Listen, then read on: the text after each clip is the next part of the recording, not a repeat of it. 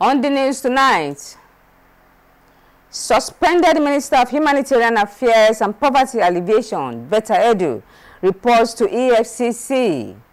Plus, court declares prolonged detention of former CBN Governor Godwin Emefiele illegal. Good evening and welcome to NTA Ijebu News at 7, coming to you from your heritage station. Thanks for being there. I am Olamumi Adeniji, and here are the details.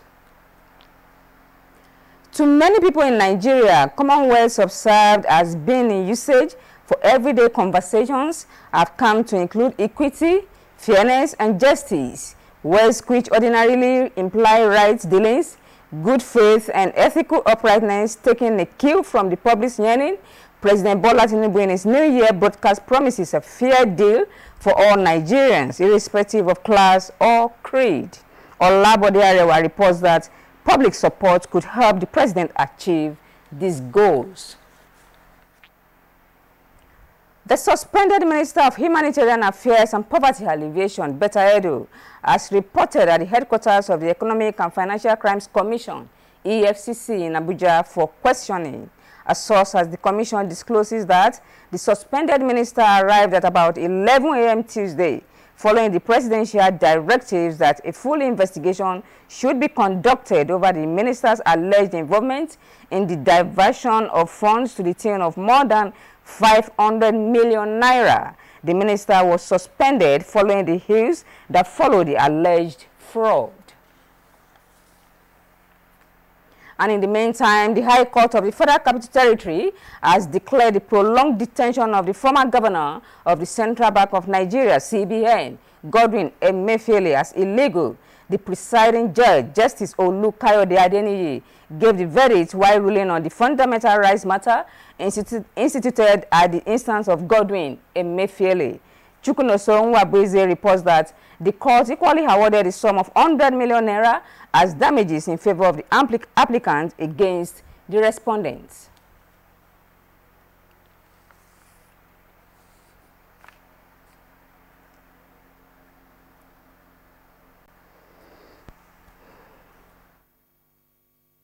Justice Olukayode Adeniyi, while citing the plethora of judgments by courts of competent jurisdictions against the unconventional culture of arrest and detention of suspects before investigation by law enforcement agencies, condemned the actions of the agent of the first respondent and that of the chairman of the Economic and Financial Crimes Commission, EFCC, and the commission to have incarcerated the former governor of the CBN between the 13th of June 2023 and the 8th of November 2023.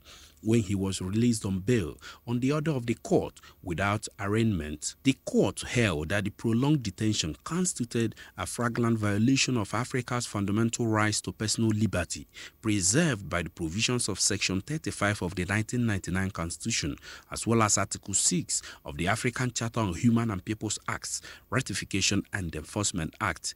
Justice Adeniyi further barred the first respondent and his agents from further arrest and detention of Emefiele without an order of a court of competent jurisdiction. Judiciary has once again shown to be the last hope of common man. And I mean, the court has been able to give him that reprieve.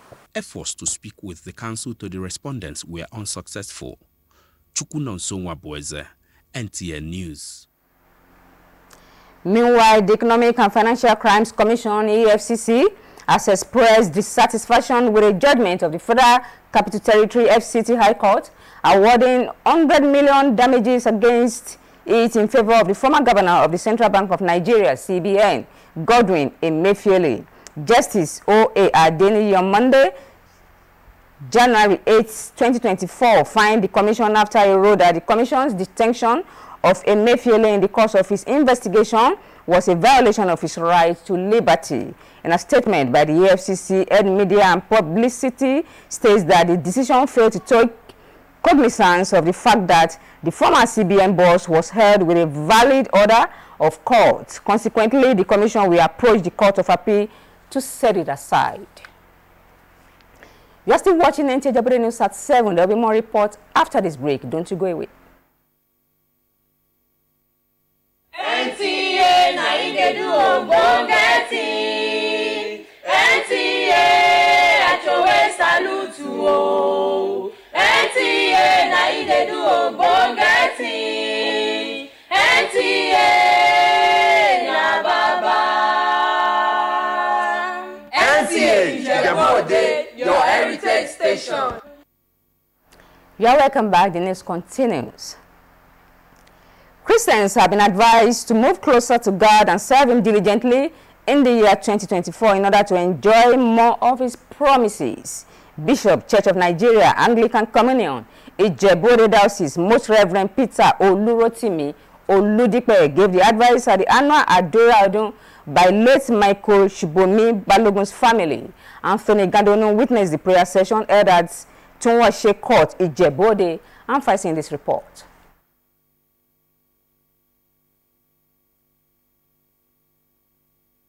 What we come your way in the course of the bulletin.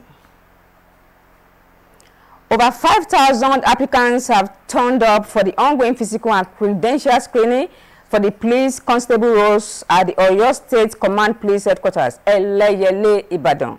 Grace Anyolike reports that the exercise, which is said to boost the police manpower, is also functional in reducing unemployment in the country.